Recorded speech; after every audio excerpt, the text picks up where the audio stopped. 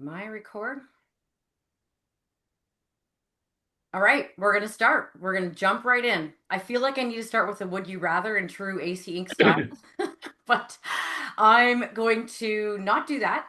We're going to start with, I'll tell you who I am. I'm Angela Cote, and I am proud leader of the AC Inc. team, a team on a mission to maximize the impact of field support and ultimately to unlock hidden profitability in the franchise system.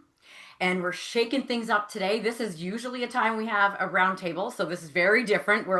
Cameras are off, we've got recording on, so it's a little bit fun. We're having a little fun, and yeah, I'm very tempted to do a would you rather, but we got so much content to cover, and so we're going to be jumping in just a minute here without that. The purpose of today's session is to help more franchisor CEOs and teams understand the difference between an operational, more consultative approach and a more forward-thinking strategic growth coaching approach, which is what we love at AC Inc. And so one thing that will be the same as our roundtables is that we will make sure that you leave with key takeaways and actionable steps. So instead of me telling you what we do at AC Inc. and helping you understand this more, I've got some incredible franchisor CEOs that we work with or have worked with to talk about what kinds of things that they've what's been changing in their system and how they've been leveling up their franchisee support and coaching. Before I introduce them, I'm going to give a quick shout out to this month's roundtable sponsors. We have Parker Media, who helps franchisors and franchisees become the face of their brand on social media through authentic story-driven content.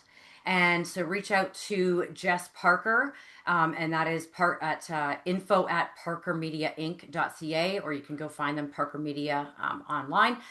Citron Cooperman, who helps franchisors clean up financial chaos, automate manual reporting, and set up scalable cloud-based systems that actually keep up with growth.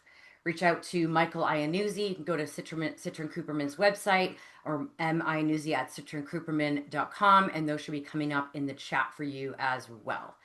So let's jump in and meet our guests of honor. I've got Thomas Scott here, founder and CEO of HomeRun Franchises. He's trusting me to do the intro.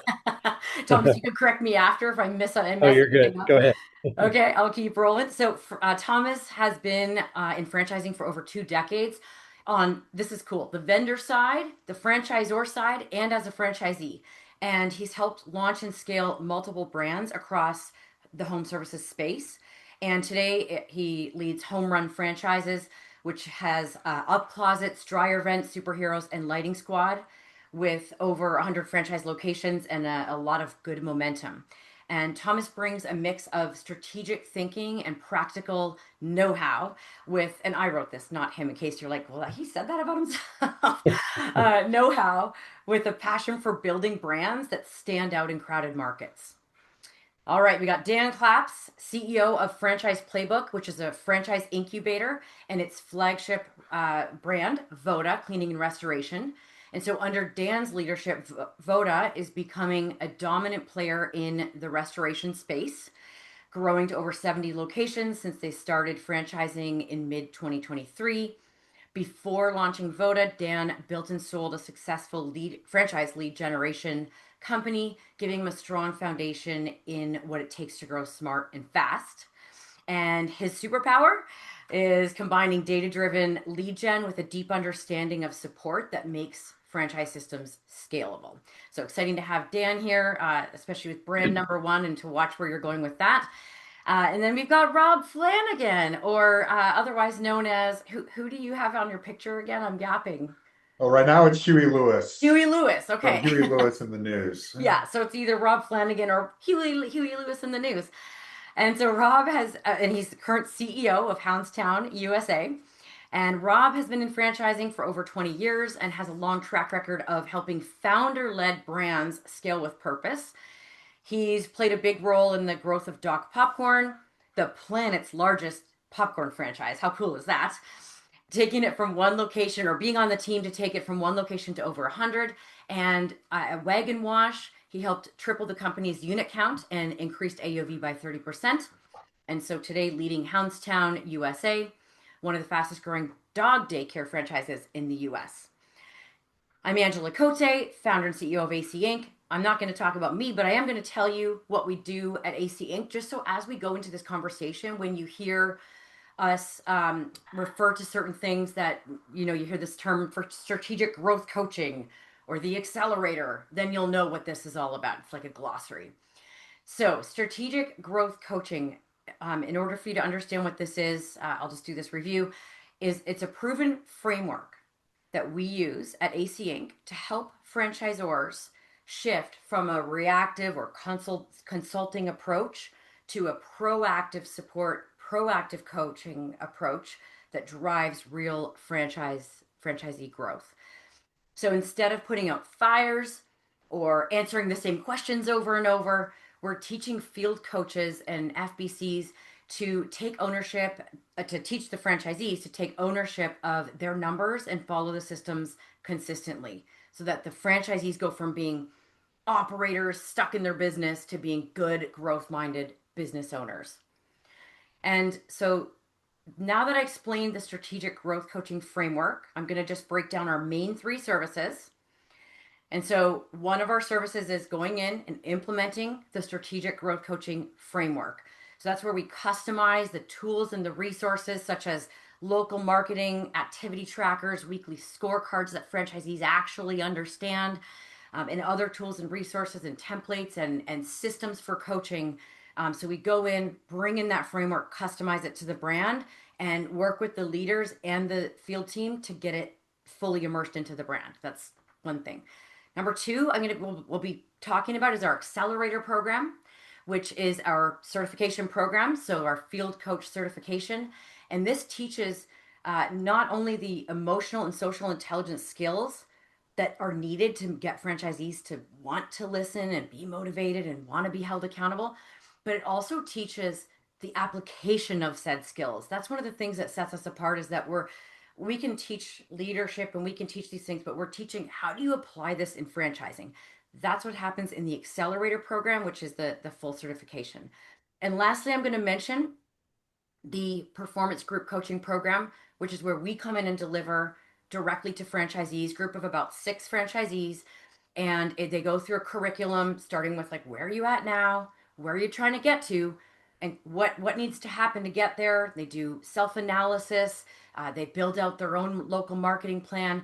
And by the end, they're working more on their business instead of just in it. And so that's delivered by us. So some people say, oh, do you actually deliver coaching? That's one of the ways we do it. So you might hear about the performance group coaching program. So strategic growth coaching implementation, accelerator. If you're watching, I just held up two fingers instead of whatever. Accelerator program and the performance group coaching program. Very last, and we can stop the screen share now. Very last is an overview of what each of these awesome, amazing franchisor CEOs are doing or have done with AC Inc. So Rob Flanagan, HoundsTown USA, had a field coach or FBC. If you hear me say field coach, FBC, area manager, whatever people are calling them, FBC in your case, completed our accelerator field coach certification program and is now customizing tools across the system and bringing it in. It has brought it in different ways. So accelerator certification. Dan Claps at Voda, we went and implemented the full strategic growth coaching framework and certified field team members. And with Thomas, it's everything. Thomas is fully in. Thomas gets the full suite. So we've got performance groups running with franchisees. We've got coaches being certified via the accelerator program. He's had Brecken on our team speak at his conference a few times, which is pretty awesome. And now we're guiding his team on applying the framework, the strategic growth coaching framework, to the systems that they have in place, which is also something we do. So that's my intro. I know it's a little long, but I think it might be helpful for people to understand, because we do get this question a lot, like, what exactly do you do? And now we're going to go to the panelists. So here we go. Okay, so I probably should have given you guys like the order who I was going to pick on first, but I think I'll go in the order I just did. Rob, I'm going to pick on you first. So I'm going to start with you. I'm going to ask you. So what was the challenge when you said, "Yeah, that would make sense to put our FBC through the accelerator"? What was going on, and why did it matter? Yeah. So really what was happening for me is I came up through franchising as a field rep 20 years ago. And even though it was 20 years ago, it's like it was yesterday. I remember being on the road. I'm trying to open a store. I'm getting three phone calls from three different franchisees about whatever they were going on. And I just remember loving franchising as a young man, but feeling so burnt out, just incredibly stressed and overwhelmed. And so I've always kind of tried to structure everything I'm doing with the brands I'm with that the field reps don't feel that, but I wasn't getting it exactly right. And the reason I brought in AC Inc. was that they created the framework that was in my mind, but I didn't have to take a year to go build the program, which wouldn't have been as good as the program that AC Inc. had built. And I think the other challenge we were facing is that we had different field reps, but they were all doing things differently. So they all had their own versions of spreadsheets. They all had their own methodology. They were all good in for the individual, but franchisees were getting very different type of support depending on what rep they were with. And this brought everything into one system, one framework. But what I loved about it is it created the flexibility for the field rep to bring their own personality within that framework. And the most powerful thing I received about this was from one of our field reps, where they emailed me and said, because of this training, I was leaning towards burnout. He's a highly empathetic person. He was taking on a lot of the emotions. And it wasn't just the tactics he learned. He learned about emotional intelligence and social intelligence and how to kind of keep a boundary. And it's a night and day difference with this field rep. Night and day difference. Before was going to kind of have a ceiling. Now he doesn't have a ceiling. I see this guy growing into being a VP or a director as he goes on. So, yeah, I can't say enough great things about the challenges it solved. Amazing. Yeah, I want to highlight so important that you what you said about the idea of systemizing, but not making it like it's going to be cookie cutter, and we're still recognizing individual franchisees. What's the line that you say about franchisee, if you met one When or you've met one franchisee, you've met one franchisee. And the Mhm. language we use about is yes, it's a system, but never forget that there's this individual with a dream on the line. And that's what was so critical about the AC Inc. program is that it's not operational. It certainly is, but what it drives is transformation for the franchisees. It's not just these operational tactics, it's transforming the relationship with that individual franchisee within a really strong framework. Yeah, and one of the things I remember you sending me, like I don't know, I think he was in the middle of the accelerator program in the certification program, and you're like, look at he just presented this at our team meeting, and he had taken the when we say tools and resources, we have this. It's I mean, there's this big toolbox that maybe feel free if any of you want to speak more to the toolbox, but that we hear people love the toolbox, and it's got the the templates and the scorecards and things, but he took that and knew how to customize it and then was presenting back to your leadership team. And you were so proud of him because you saw him level up. Is that I was incredibly proud. remembering that? Yeah. And when you said before about empathy, we see this all the time. Field support team members are usually high on the empathy, which can be a problem because, like you said, then they don't put up boundaries and things. So, um, how, I guess, what is the like when is he less burnt out now, are you saying, and he's able to put those boundaries up, but yet still motivate franchisees? Yeah, I mean, there's a boundary aspect in terms of I don't take a phone call here, I don't answer the emails. That's part of boundaries. But the other part of boundaries is so much more fluid. And that's taking the emotional weight with you when you're not at work. So if a franchisee's struggling, they're not getting it, cash is tight. I think for all of us on this webinar, I mean, that gets into your own energy. And you have to know how to be able to separate out their own journey from our role within that journey. And the training that he went through taught him practical, easy to do tactics so that he's thriving now. And now that he's not, the boundaries are firmer, he's providing better support because Right. he's not getting caught into a manipulative boundary shift, which is really, really, really powerful. Yeah, and well, it's so exciting for us to hear you say that, because that's the one of the big things that we kept hearing and still hear is that field team members are burnt out because they're responding, they're reactive, they're firefighting, and they don't know how to not do that. Right? It's not that they want to, they just don't know how to not do that, and they don't understand that they can put boundaries and how to do that and everything. So that's awesome. Let me ask you then, as well, I guess. So, what is something, whether it's your own thoughts or something you, because of AC, whatever, wherever you want to take this, but something field support related that you wish you'd tapped into sooner? Well, I would definitely say it's a consistency within the framework. And when you have each rep doing it a little bit differently, it becomes very hard from my seat to measure results because too many variables happen. Right. Is it my system that needs to be looked at, or is it the individual within the system? I couldn't evaluate that. But Okay. now that we have every rep doing the exact same system, whether we divide it, so we have reps that are dedicated to like year 0 to 2, but then we have reps Mhm. for more mature locations. But it's the same framework. They're just working with different stages of growth. But before, the data was over, one person was looking at month over month sales, somebody else is looking at year over year sales, somebody's looking at this KPI, somebody's looking at this Right. KPI. I had no idea how good we were doing.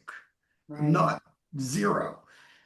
Once we put this in place, I can step back from my seat from a very big picture perspective and evaluate where we can be better because I have the ground on which to build upon. And I think that's huge for me because Yeah. I'm, and I think for anybody who's on this webinar, just absolutely passionate about my franchisees and this journey that they're going on. And I Hmm. feel like it's my personal integrity and responsibility to ensure that we're giving them every tool that they need to thrive within the system. I love this. One thing that people listening will notice in hearing all three of these amazing franchisors talk is the difference between we hear franchisors out there that talk as if they're still fighting against having to do all this support, like, for franchisees. And it's once you wrap your head around the fact that you shouldn't, we're not saying to not have boundaries. Like, we're saying, yeah, you need to have boundaries. Your coaches need to have boundaries, and proper training and all this. But it's not, so there's a difference between over support and proper support as well. But the more progressive minded franchisors we see understand that there is an element above what just answering questions for franchisees that we can support so that they're more successful, and ultimately it's a win-win, right? So you'll people will hear that, and that I hear that loud and clear from you, Rob. Yeah, the shift, I mean, it moved from being a little too checklisty Yeah. to being how do we build trust? And human, bringing, we like to say, we're bringing the human We're bringing element the back into humanity to it. franchising. Yeah. And I think a lot of that was we were mistaking reliability as trust. Interesting. But what we now talk about, reliability is a part of trust. Angela, I'm going to call you tomorrow, and I do. But at the core of it, what trust is in our souls is I know you have my back. Right. And here's how we go build that trust with individual franchisees. We didn't have that. We weren't doing a great job at that until we brought in ACE. Right. That, yeah, again, music to my ears. Because when I reflected on my upbringing in franchising over the years, I was like, what were we doing different that worked to get to almost 500 locations? It was this human element. And so that's what we're trying to do here. So, Dan, I'm going to turn it over to you now. And then after we talk to Dan and then Thomas, we'll get more conversation going. But what were you feeling? What challenges or pain point made you say, yes, we should start working with AC Inc. or what was going on that, and why did it matter? Sure. And thank you for having me on the webinar. I appreciate the opportunity. It started with with Voda. My first goal, we started from 0 locations, and so I was able to uh, cultivate a team from the beginning. And my only goal at the beginning of our organization was building a great team. And one of those great teammates is our COO, Zach Nolte, who runs the business and has deep franchisor experience, had worked with your firm in the past, was part of your sessions. And we always had in the back of our mind, we should use AC at one point. And so it was always in our kind of back pocket. There was a couple of things that motivated us to start the program. So the first is I believe in leading an organization. My job as the leader and my leadership's team's job is to improve the station of anyone involved in our company's life. Like we're focused on making them better. So the first reason was if we can invest in a coaching program for our success coaches, just the fact that we're investing in them, which is interesting. You're investing in coaches, coaching Yeah. coaches to coach, right? Very interesting. Yeah. Um, so the first thought was just making the investment in helping our success coaches or field coaches more successful, whether they're with us for 6 months or 6 years. Let's make them better. And to Rob's point, a success coach can often be a direct line to a VP or even a CEO down the road, right? Especially when starting at a young part of your career. So I think the first was just how do we invest in our people and make them better coaches? The second, more tangible reason was what I believe Voda was really great at was listening to franchise owners, taking feedback, and then improving the system, which, especially as an emerging brand, the chances are more things are broken than aren't, right? And so we have a core tenet around they could be right, meaning franchise owners could be right, and they often are. Hmm. But as the system was maturing, there was a realization that for as strong as we were at listening to franchise owners, we were struggling with, essentially dishing it back, holding them accountable and giving them that candid feedback when needed. And so when we brought in your program, it really helped one create a unified front amongst our coaches and also help them with when to turn on that maybe more direct feedback back because you need that mutual feedback loop. And then the last thing that I'll mention um, is, I think it's interesting. I think the some of the challenges you have in franchising, you'll have at HoundsTown or Voda or Thomas's brands, they're franchising problems. So when a success coach is constantly hearing these problems, they can start to believe, maybe it's the system. And I'll never forget a leader in our organization. I said something like, well, that's a franchise problem. And they said back, well, it's a franchise problem, but it's still our problem. We still have the problem. And so bringing in coaches that have seen other systems deal with the same thing, kind of help a coach understand that this particular situation is normal. Yes, you're empathetic, take it on, but also know that we're not doing everything wrong, even though sometimes early franchise owners may make it seem that way. So there's that kind of perfect balance. Hmm. Yeah, yeah. We hear a lot from people. We all hear probably at conferences and everywhere we go, right? In franchising that, oh my gosh, we're not doing everything wrong. Oh, we're not alone. Oh, good, because it is so unique, right? The franchisee franchisor relationship is just so unique. Um, so okay, so yeah, just to refresh then. So yeah, at Voda, we went in with the strategic growth coaching framework. We certified some coaches. What are some things you're seeing as a result? And I want to point out, change doesn't happen overnight. Often people ask us, well, what's the ROI? What can I expect? And it can be a little tough because it's a system change, right? But what are some maybe little things you're seeing, Dan, as a result? I think overall confidence was instantly, you said, change doesn't happen overnight. I agree. But, through the certification, like Eric Malone, when he received his, certification, the pride that he had in achieving that. We also had a reaction from the franchise base saying, wow, Oh, good. our coaches are being open to learning, and we're instilling a growth mindset. One of our core values is to be the student of the game. And so we're telling our franchise owners, not only are we invested in making you better, we're actually on the back end invested in ourselves becoming better to then deploy with you. So just that in the unified front, I would say, are the two biggest takeaways. Our coaching now is more organized, more structured, and we're really all talking from the same talk tracks that we've aligned with your team to be able to do so. Right. Okay. That's interesting. Yeah, it's good to hear this. It sounds similar for both Rob and Dan, that having that framework that you can go to. I guess, Dan, I'll just ask you, like, why does that help? Why does it help that you know that they're working from the same framework? Yeah, well, one reason, I really like what Rob said about when you know one franchise owner, you only know one franchise owner. But I also believe what you say to one franchise owner, you said to them all, because at least in our system, they're hyper connected. And so all of a sudden, if one coach is working in a silo, explaining one way of doing things, and then another coach a different way of doing things, it creates confusion. And so, at one point, I remember receiving some feedback from a franchise owner around it felt like every month there was a flavor of the month topic that we were touching on instead of maybe three or four for the entire quarter or even for the year, getting all of our coaches to talk about those three, four things that actually will move the needle. And so, really just ensuring that our messaging was the same so that when they do speak with each other, sometimes it's like, mom and dad, dad said one thing, mom said another, instead where it's like, wow, both coaches have the same exact mentality. That just creates a better, more cohesive system. Rob, do you want to comment on that? Just because that's the same, like similar to what you were saying in terms of why that framework matters.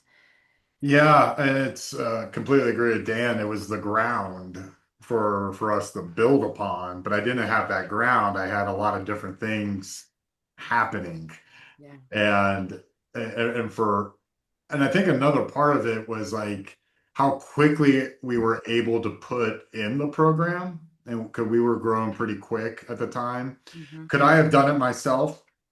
Probably not as good, but I probably could have, but it would have taken a year plus to really get it dialed in. This was immediate. Like Right. the result was really, really quick. And we were actually able to measure the ROI on it. Easily 45x just in increased sales in the locations because it kind of rolled out in steps. Hmm. But within the first locations we put it in place, they were opening better, faster, stronger, Hmm. and not only just on the top line, but on the bottom line. And just as important, and sure for anybody on this webinar, yes, the numbers are important. Sales cures all ills, and Yes. it's very important. But the culture part of it was really critical Mm. because now it's not just this tactical thing, they're delivering the culture of our brand to the individual franchisee, which cascades down to their teams. So we're all that drove that ROI very, very Mm. powerfully. That's amazing. I'll share a little secret that we so as a lot of people maybe know, we run our weekly roundtables for franchisors, which started as a result of the pandemic, but have been going strong for 5 years since, and weekly. And in the earliest days, that was when we really started. I mean, not, I won't say during the pandemic, but early days of the roundtables, where we started to hear these franchisors talk about when they were doing this more proactive approach and that their franchisees' revenue was higher when because they would maybe offer it to their system and like 30% of the franchisees would take them up on it because they didn't make it a mandatory thing. So then the franchisees that took them up on it, though, their sales went up. There were different numbers, but we heard 25, 30%, these things. So that's really awesome to hear that, Rob. Any final thoughts on that, Dan, before I move over to Thomas? No, I think that's great insight on tracking your ROI. That's something that we'll definitely look at doing next. But no, I think we're on the same page. Yeah, and if you can show franchisees that, hey, the ones that are really bought into this strategic growth coaching approach are making this much more money, that's like that's what you want, right? Okay, Thomas, you've been so patient. All right, let's start with. And you know what? I remember you and I talking in at the IFE in New York. I don't know, a couple of years ago, and you were going to try different things, and eventually you asked Dan because Dan was working with us, and you're like, Right. "What is this?" It's all Dan's fault. Yeah. So thank you again, Dan, for helping give us a good referral. So Thomas, yeah, what was going on that you were trying to solve? Well, I think it's a couple of endemic problems with new franchise systems, people starting up systems. If you're going to have any kind of scale growth at all, and by the design, we're an umbrella company. I got three brands. Yeah. Like I can't be a hands-on micromanaging founder. I mean, I'm not, there's no way to pull that off, when you get into that. And so I was really looking at systematically, how do you grow and scale support teams? How do you maintain culture? How do you drive performance? How do you minimize what we call franchisee sympathizers? The people that get Yeah. in and hear Yes. the problems and don't solve the problems, just begin to think the company's bad or the marketing's bad or the Yeah. system's bad or what he likes just Great get. point. I just want to make sure people heard that Yeah. loud and clear because this is called an unfiltered. We can talk like that here. Yeah. It's called Yeah, it's unfiltered. it's it's not that we don't want franchisees to be heard and understood and loved and cared for. And I've been a multi-unit franchisee in five systems myself, and like I've designed my systems to be the kind of system I want to be in. I want to be treated like an adult. I don't want you screwing around with my stuff all the time. Mhm. I don't need you to. I want you to, and I want a boss. I want to get a job if I wanted a boss. And Yeah. so I think part of the struggles was and we launched three brands. We have right about 100 or so owners between the three brands. And after 3 years, it's been Dan and I started about the same time. And Dan and I have very similar backgrounds. So, I Hmm. asked him for advice. I said, "What are you doing?" He goes, "I'm working with Angela, who I already knew. And it's been really helpful because I got all these different people from other organizations and we're trying to figure out what people's roles are and how to get better results." And I said, that's funny because I had hired a COO from like Certapro Painting, big, well-known guy, a lot of experience. It was the worst decision I've ever made. Like, he was a very nice guy, like nothing wrong with him personally, but Hmm. culturally not a fit. He was like a steamroller. It just kind of wrecked a lot of relationships, and the coaching style was out of sync. And talking to you, we ended up first starting out with a peer performance group on my dry vent brand of just like took six people, put them in a 6 month class in a safe space off to the side, and those are my four of those six are my top performers today. Like in Wow. noticeable difference right off the bat. At the same time, we put two people in the certification class. I forget what you call it, but the Yeah, the franchise. accelerator. Yeah. I'm about to put my sixth and seventh person in that class. Yeah. I'll tell Yeah, you. we keep seeing you add them in, so that's a Yeah, good in fact, I've just made it mandatory. If you work in my organization, you're going to go through that class. I don't care if you're a marketing person, an accounting person, whatever. love it. The whole language that you teach a franchise support person in any of the disciplines is so critical to understand what we're trying to accomplish and a franchisor who cares about franchisees, who wants unit performance. But like, we want franchisees that are happy. We want them to love their businesses. We want them to have a fun time at work. It's Mhm. not just toil and doom and a lot of hard work and no money. It's you can make money and have a really good time. And I think the whole psychological approach that you do in the certification, and I see the light bulbs go off. Our first two were very young. We have a lot of young franchise owners. We're real aggressive on recruiting Gen Z. I've got 23, 24-year-olds that have $1 million franchises that are amazing. So I have a lot of people on my staff that are that age group, and they really need the coaching. They just don't have the frame of reference. They're not coming with 10 years of experience as an FBC. But, in that class and what we do with you guys, they're turning out to be as good of a business coach as I see anywhere in the industry. Like, I would stack my coaches up against Even anybody's. though they're that young, you're Yeah, saying. and I got like some of them are 24, they're Yeah. really young.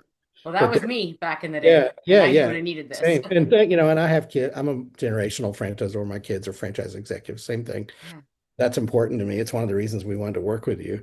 But you know, and then what happens when they learn to use the toolkit, which is what I think we use the same language, but it's the scorecards, the weekly and monthly meetings, the whole kind of structure on how you onboard and jumpstart and coach people through the first, second, and third year, how you build the marketing plans. We had bits and pieces of all that because I've been in franchising a long time. It's not my Hmm. first rodeo, Hmm. but being able to tie all that together into a tight system with the same semantics, the same methodologies that I can count on anybody getting on a jumpstart card. They're going to look at the scorecard and we're going to all agree on the KPIs on what the recipe is for, you know, we're not going to talk about, I hate my marketing or I can't, my staff quit or this or that, or the market sucks or Right. tariffs are bad or whatever the kind of crazy thing. Well, it doesn't really matter. What really matters is what's your average ticket? How many jobs did Yeah. you do? Let's talk about that. Why is your sales rate so low? Like you only closed 15%, but the other four people in this group did 50%. Like, you know, maybe it's you. I don't know. It could be you. Like, let's just jump into that and figure out if we can action plan our way out of it and kind of come up with a plan. And so having a, you know, if you're trying to do what I'm trying to do, which is build multiple brands and staff them professionally and not have to take people from other brands that I have to untrain and Yes. retrain, which is really hard to do. It's almost not worth the effort for me. I've had much better luck now finding people that have the high emotional IQ, that have people and soft skills, that are Hmm. strategically analytic and understand data and have some marketing prowess. I can turn any of those people into a business coach, but I can do it because we have the system that we work with you guys.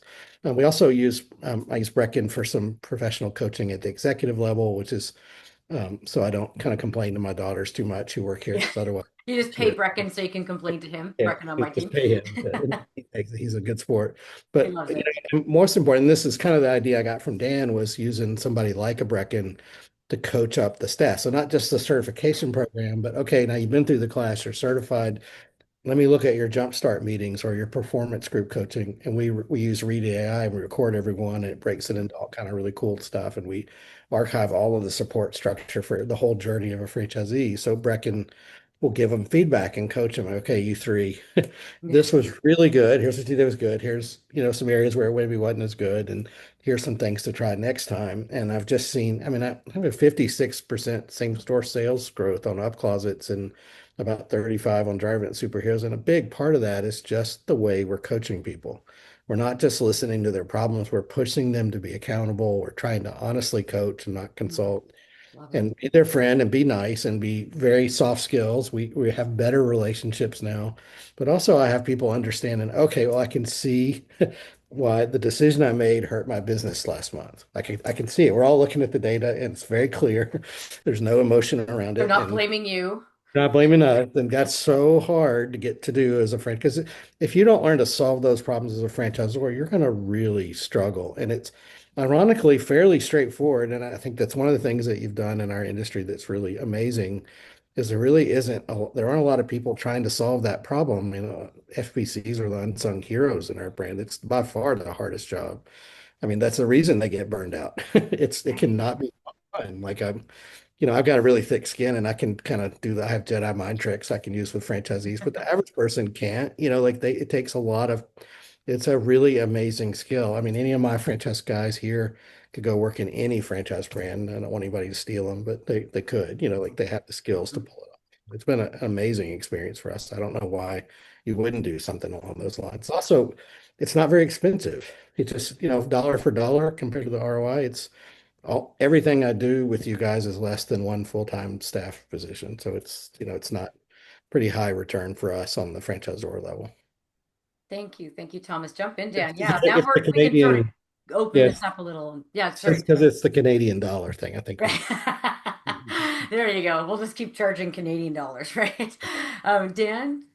Well, just to piggyback on Thomas, you know, it's interesting. I think that I totally agree around that it's the hardest job, and you know they can work with their other success coach if you on the team, and they can have community there. But again, the community for success coaches or field business coaches is really important. I know for me, like Thomas and myself and a few other home service brands, we're in a mastermind together. We work together all the time. To Thomas's point, we've traded many ideas. I've gone to him when I've had struggles and vice versa.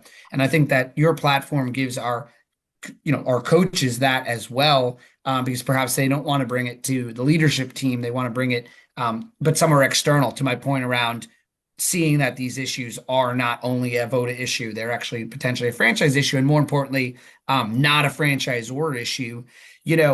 I'll just give you one quick concrete Yeah. example. Yeah. We do a program at Voda called Operation Insight, and some may find it a little contentious. My system loves it. What we actually do is just like you at a brick and mortar would have secret shopping. We have secret shopping campaigns all around the country, and we find exactly what we're doing well and what we're not. And what's interesting is what we're not doing well is only 4 out of 10 times do we present upsells in the home. I don't mean closing the upsell. I mean, even Present. looking for pain and providing solutions to additional services only 4 out of 10 times. That's not a franchisor issue outside of a training solution we need. But to the point around, that's a perfect example. Before we were just taking in feedback saying, oh, I see the marketing, your cost per acquisition is too low comparative to your average ticket. Well, no, actually, that all had to do with not the dollars and cents spent on Google, but actually what we were doing in the home. And that's a throwing it back kind of situation where we've gotten much better through these coaching programs. I love that, Dan. That's pretty cool. Like we use upsells for the drive-in business is a similar model, probably to what you're doing, and being able to coach people on average ticket and break down the ticket and have data and have a coach that can say, well, look, your marketing, you did the same number of jobs as the next person, but it looks like you have 4 or 5, 6 jobs a day, and your tech's just running from one job to the other. Why don't you go to just 3 jobs and the people who do that, and then being able to show them data from other kind of neighbors where they have 3 jobs and their average ticket's $200 more than the person that has 5. They actually make more money with less marketing effort. Some of that, just having a coach that can take the step back and show the context of what's going on and not Mm-hmm. just make it their problem, and that text problem is huge. And then my guys learned that in Stephanie's class, which Mm. is The really cool. accelerator, yeah. Yeah. I like the somebody put up the question, Yeah. Angela. I'll take a crack at that about trust. Did you see that question? Yeah. I was going to come to that in just a sec. I just wanted whoever put that question, we got you. We're going to come to that in just a minute. I wanted to just, you guys all here know me. I like key takeaways, making sure. So if anybody's listening to this right now, I just wanted to make sure they caught a couple of key takeaways. I'm not here to say work with AC Inc. as much as we would love that. I'm also here just because I want people to hear what smart franchisors are doing. And so one thing that we're hearing loud and clear is this, that systemizing your coaching program. Well, first of all, systemizing support at the very minimum is makes it more scalable so that you can see where the problems are and be able to measure things. But also this, we're talking about this proactive growth coaching versus this operational. Thomas, you mentioned a great example where they get on a call and they're like, my person quit and this happened and this happened and this happened, and you're like, yeah, but let's why are your sales down, because that's the real problem here. And having the coach know to how to identify that there is a way to move from, like, people think, well, but I can't, how could I possibly do more, I'm already burnt out. Well, it's not about doing more, like Rob alluded to this. It's about switching how you're coaching so that you don't need to do that firefighting. It's teaching the man to fish, teaching the franchisee how to be more resourceful so that they're not dependent on the coach. So those are a couple of takeaways. One last takeaway I wanted to make sure people caught, because we get this question a lot about hiring FBCs. And Thomas, you spoke about, it's not you. If you get someone from another system, people think, oh, I'm going to put out an ad for someone that was already in a different franchise system. And I see you smiling, Rob. I don't know, maybe you want to speak to that. You're kind of smirking. Like, what do you, when you hear that, what do you think, Rob? Well, this is That's how I'm what gonna get a good field coach. I'm gonna get someone that worked at a franchise because they'll know what to do.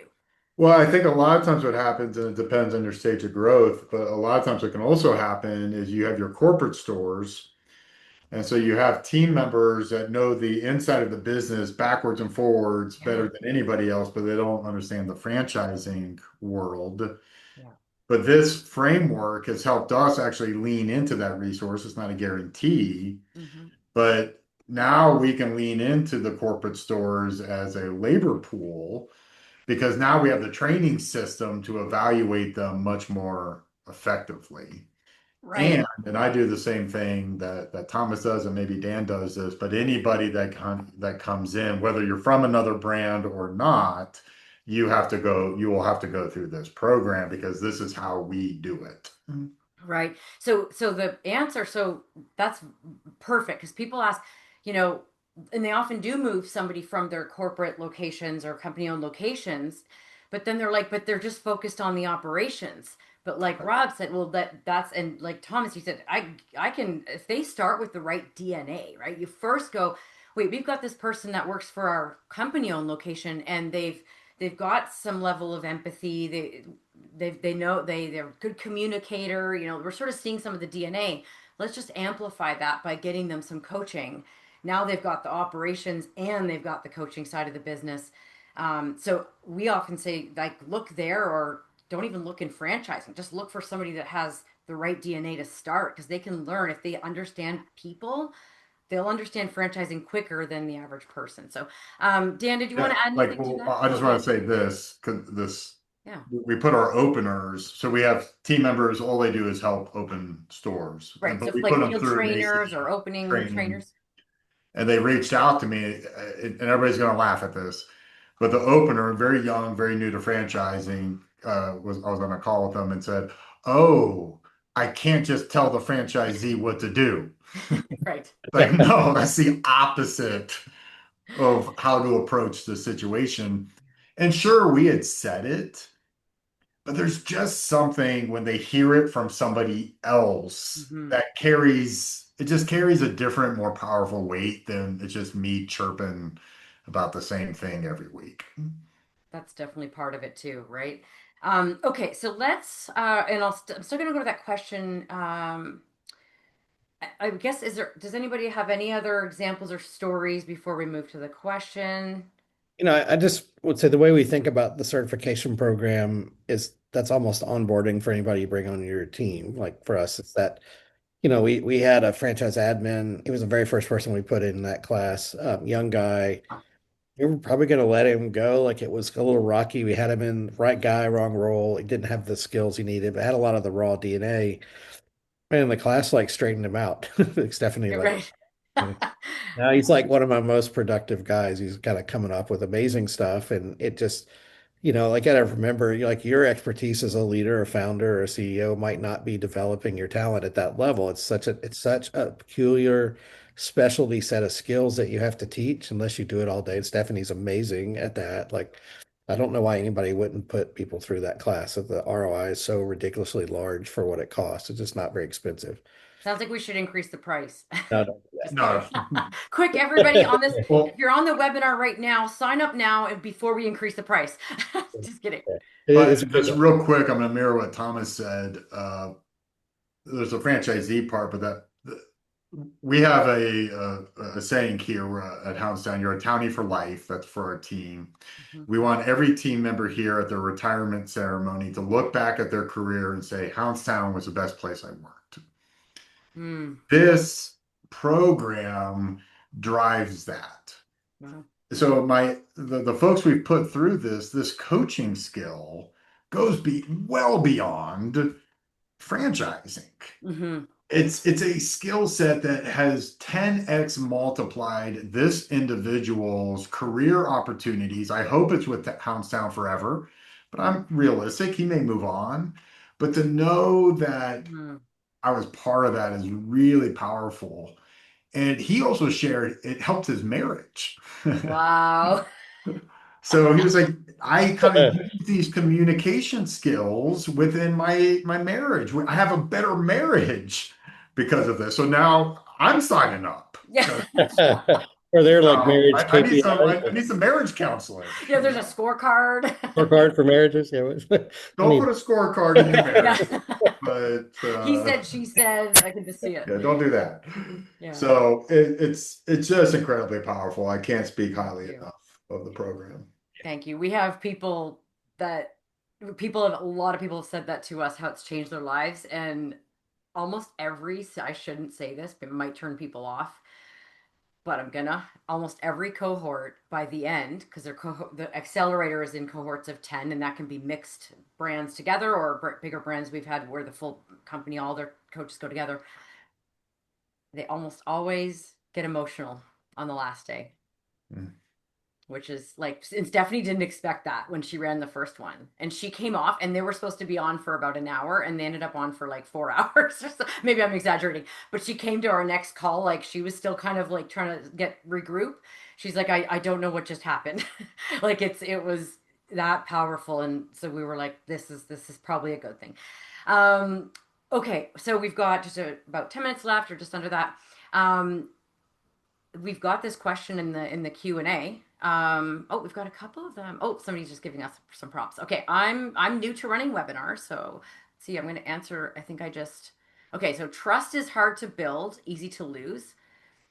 How do you go about restoring trust when another team member has done something to damage the relationship? Thomas, you sounded like you might have Oh some yeah, thoughts on that. like that's a really common. I've had to deal with that issue, and I think any coach in a system with multiple coaches is going to have that problem at some point or another. And we certainly dealt with it. And I think what the toolbox structure that you certify coaches on and teach gets people to start. And this is what I like about it. Instead of being burned out and in chaos mode and having bricks thrown at you all day, Yeah. getting into a trust thing to get to where you don't feel like you can affect change. It gives you the skills and structure and tools and language and behavior programs to actually create some wins. And so you can start about fixing problems, start with like a snowball, start with a little tiny thing and get bigger as you go. And eventually you get enough of a data set. You know, I was talking to a franchisee in Up Closets yesterday, and I was going over 4 sales process tweaks that we've done in the peer performance groups that have come out of those. This group had a 20% increase and they did these 4 things in this order. And I went through the 4 with them. And I said, let's look at your stuff. And oh, you're not doing any of those. So why don't we start at number 1?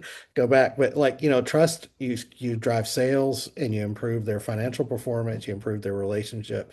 You can make somebody feel heard without sympathizing with them all the time. And still, you can also make somebody kind of figure out what their issue is and be accountable for it. I think that that's at the root of coaching, right? Is you have to get the person that's throwing bricks to be your best friend and turn around, and it has to be there. They have to have the experience that it's their idea, and you know that's a hard skill to teach someone. But I think it's amazing, Stephanie, and you guys have done a good job of giving people a basic framework. And it's not, you know, it's whatever 6 months of Yeah. what Five six months, like 5 months for the 4 months of accelerator. Yeah. 90 minutes twice a week with homework. I mean, it's not a small time commitment. I mean, it's like getting an MBA. And my guys will come out of it and they're like, wow, that was like the best thing. That was better than college. You know, it was really Wow. good. So I see in my guys when they go through it, they get from burned out, people throwing bricks at them, to they feel like they can take a project on and make a dent and then build trust, which is at the root of any system performance gain. And it just works. And you know, people, you know, all franchisees want to be top performers. Nobody wakes up and says, I'm going to be a bottom performer. I'm going to screw up my business today. Nobody wakes up and does that in their business, even if that's what they actually do and they get to work in the morning. But they're you know, it kind of breeds into the hope and the kind of idea of where it might work. But yeah, it's great stuff. But yeah, I mean, you have to just attack those with structure and data and language and emotional IQ and all those things. Exactly. Bang on. Dan, I'm going to ask you just another audience question that we got here was that I got in advance. The question was, our coaches are already so busy. How can we expect them to start adding in coaching? In your case, you had coaches that were doing operational coaching or operational support that then were put into the accelerator program. How have you seen them be able to shift? Like, how doable has it been, or has it been tougher than maybe you thought? Sure. And I'd like the opportunity to answer the other question really Sure, briefly. please. Yeah. I think when you, let's say you had a teammate that lost trust with the franchise owner, perhaps the teammate's no longer with you because it was a fatal thing or really bad. I think usually you only get 1 or 2 chances at this, but if it was a one-time thing, you know, whether you or your team, whoever steps in, I think of Chris Voss in that book, Never Never. Split the Difference. You get on, you say, first you apologize, you're working with me now, and then you just spend an hour listening to everything that went wrong. And I think if you just do that, you apologize, and then make an effort to correct it. You can't keep doing that, but I think you get two or three shots if it happens once. They understand you're running a business too. Not everyone's perfect. Maybe especially if the teammate, if it was really bad where they're no longer with you, for example. So I think that one you can Awesome. handle pretty quickly. As far as the time, well, I guess the first thing I would ask would be, are you dealing with them pushing back about having the time? Um, when I think about building culture, one of my favorite CEOs or founders is the founder of Netflix, and he tells this Mm, story how he was walking through the Netflix campus and he heard some teammates in the hot tub. They had a hot tub, and they were, what were they doing in the hot tub? They were complaining about the company. And he went back to his office and thought, if it's not the hot tub or the pool tables, like what makes someone love culture? And what people love about working in a company is they feel heard, they feel appreciated, they feel, most importantly, they feel invested in. And so, mm, if they are pushing back on doing the training and becoming a better coach, I think you might have a personnel issue, mm, because that would be a big issue if they didn't want this free to them coaching program. mm. If it's a time situation, I would make a argument that whatever the amount of time they invest into training, all those extra calls they're doing where there's no boundaries, because that's usually an issue before you go through coaching, they will find that they have a lot more time when they invest. So maybe it's a heavy lift the first few weeks and they got to make a sacrifice, but they will end up having more time, not less, even if they're investing the time into coaching. Awesome. We've got just a couple of minutes left. So I think if I understand correctly how we're doing this, there's going to be a way for people to put key takeaways in somehow after when we end or whatever. But if whatever, we'll see what happens there. But there was a message from just an anonymous attendee that best key takeaway from the accelerator program, Stephanie gave me the confidence to believe my instincts were right. So I fight harder for my position at corporate. So that is awesome to hear, because that's there's an insecurity when we're supporting franchisees, when they call us out and they don't, we don't think we have credibility. That's awesome to hear. So I'm gonna just let that go. And then we've got a question from our friend Kvan. Let's see if we can answer this pretty quickly. Rob, I'm gonna ask you this one. So do you see it there, managing non-compliance versus coaching? Do you have the same people evaluating the standards as coaching? I'm asking you because you've got especially with a brick Yeah. and mortar, how do you balance policy versus coaching? If you can do that in about 60 seconds. No problem. Yeah, Compliance is easy. right. Compliance. Yeah, that's not complicated. So every brand does it differently, six one ways, half dozen another. What we call it is failure to inspire. So what we talked about with our team is that any compliance issues, because it's on us first. We haven't inspired the franchisee to the why behind the standard, whether it's sales driven, culture driven, whatever it is. The AC Inc. program is what gave our reps the skill sets to better and more effectively communicate about the standards. We actually have, and I don't have the number in front of me, but we do measure it, but probably about a 35% improvement on anything compliance oriented, Wow. because our field reps are not only speaking about it more effectively after opening, we have our field reps talking about the whole program that we got from AC Inc. We train our franchisees to that in training before they open. So they're already kind of thinking about it differently. To answer it specifically, our field reps are there. We have a tiered system. Our field reps do handle brand standards, but then we have an escalation program where if it's not getting handled, whether it's P&L statements or something in the store, it then goes up uh, a, a tiered process on how it gets handled. Right. And eventually it's maybe not the field support person that goes up to leadership or whatever it may be. No, Right? no, we at a certain Smart. point we want that relationship to be oriented there. But the field rep, let's say they're not turning in a P&L statement. The field rep's going to be like, hey, you really got to do this. You really got to do this. Here's why you got to do this. But if it's still not happening, then VPs or somebody else gets Right. involved. Stepping in. Okay. I knew this was going to go by fast because you guys are all so awesome to get to talk to. We'll just have to maybe do this again. We're going to pop a slide up, which has a QR code if anybody's thinking, okay, we needed to have a conversation with AC Inc. So this will get you a link to a booking page to chat with our amazing Jen Brandon on our team and just do a little bit of discovery if you want. Just we're at the end with the fastest final one sentence from each of you. I'm going to ask for and put you on the spot. Dan, one sentence, final. Nope. Yep. On just anything. Yep. Just final, like key takeaway for people. Or it looks I like think Thomas might be ready if you're. someone go first. I gotta think for a second. Yeah. Sorry. Yeah. I mean, just don't let your coaches burn. If you let your coaches get burned out, you're going to have an endless kind of revolving door of coaches. And like Rob said, if you want your organization to be one people stay at, coaching like this and training like this is really a key to getting people to survive and thrive. And what's really a difficult and rewarding job at the same time. Perfect. Rob? This program will move your entire franchise support from trying to fix people to trying to understand them. Beauty. Okay, Dan, now you gotta you Yeah. got a minute. Good coaching starts with powerful questions. So it'll get your coaches start to understand that usually the way they can get someone to impact change is through the right questions, not through trying to talk at the franchise owner. They'll learn that. And that most problems in franchising are across the board, even across all industries. And so that peace of mind, knowing that, wait a minute, maybe it isn't the marketing that's failing. Maybe it's that's a normal complaint, or I'm not saying that isn't sometimes the case, but that community will help.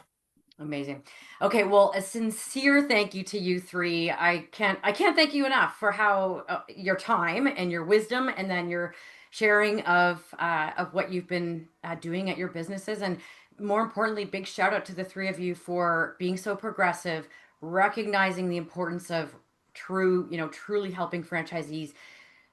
Ultimately, we want everyone to win in franchising, and that's what we're all working towards. So thank you for helping us with our mission. um, so yeah, anybody that's got any final questions, I think just you feel free to reach out to me. You can find these guys on LinkedIn. That's probably the best place to find any of them. They've all agreed to be. You can try reaching out to them there. Follow them. They all put out great content as well. And yeah, I guess thank you again, guys, and go be awesome. Thank you.